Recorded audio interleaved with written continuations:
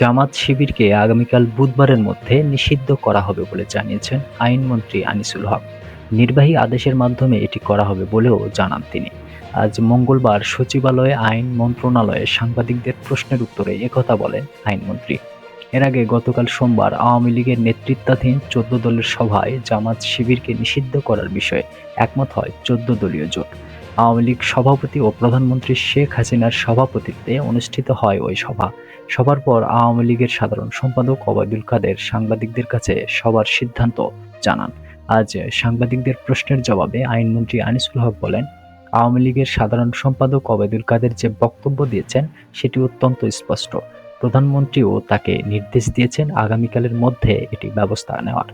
তিনি কিছুক্ষণ পর স্বরাষ্ট্রমন্ত্রী আসাদুজ্জামান খানের সঙ্গে বসবেন। সেখানে সিদ্ধান্ত নেওয়া হবে কোন আইনি প্রক্রিয়ায় হবে। যখন সিদ্ধান্ত হবে তখন বলবেন। তখন সাংবাদিকেরা জানতে চান, তাহলে কি আগামীকালের মধ্যে সিদ্ধান্ত হবে? জবাবে আইনমন্ত্রী বলেন, ইনশাল্লাহ।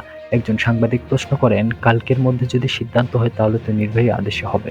এটার জবাবে আইনমন্ত্রী বলেন, কোনো দলকে যখন নিষিদ্ধ করা হয় তখন সেটি নির্বাহী আদেশেই হয়। আরেক প্রশ্নের জবাবে মন্ত্রী বলেন, যারা কোটা আন্দোলন করেছিলেন তারা কিন্তু বলেছেন এই সহিংসতার সঙ্গে তাদের কোনো সম্পৃক্ততা নেই।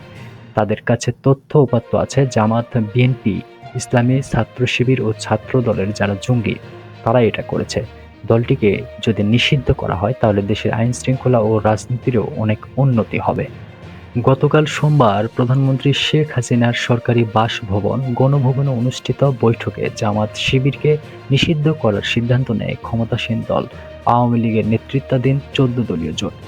১৪ দলীয় জোটের গতকালের বৈঠকে উপস্থিত একাধিক সূত্র জানায়, প্রধানমন্ত্রী শেখ হাসিনা বৈঠকের শুরুতে বলেন, সাম্প্রতিক সময়ে সারা দেশে যে নাশকতা, আগুন দেওয়ার ঘটনা ও পুলিশের উপর আক্রমণ হয়েছে এর পেছনে জামাত শিবির রয়েছে। এ বিষয়ে গোয়েন্দা প্রতিবেদন আছে। ১ মাস ধরে দেশের বিভিন্ন জেলা থেকে জামাত শিবিরের প্রশিক্ষিত লোকজনকে ঢাকায় জড়ো করা হয়। তারাই এসব অপকর্ম করেছে। মুক্তিযুদ্ধের চেতনা সমুন্নত রাখতে হলে তাদের বিষয়ে সিদ্ধান্ত নিতে হবে। এরপর শরিক দলের নেতারা একে একে বক্তৃতা করেন।